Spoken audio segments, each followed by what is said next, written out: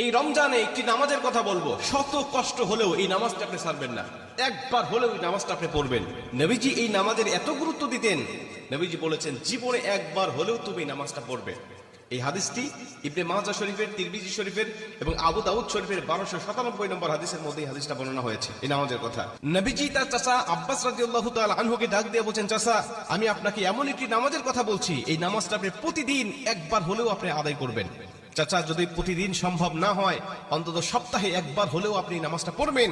যদি সপ্তাহে সম্ভব না হয়, তাহলে আপনি মাসে অন্তত একবার এই নামাজটা আদায় করবেন। চাচা যদি মাসেও আপনার পক্ষে কষ্টকর হয়ে যায়, বছরে একবার পড়বেন। যদি বছরেও না পারেন, জীবদ্দশায় অন্তত একবার হলেও নামাজটা পড়বেন। কারণ এই নামাজটা এত পাওয়ারফুল নামাজ।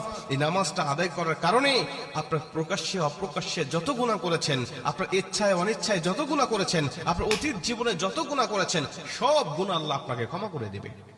চাচা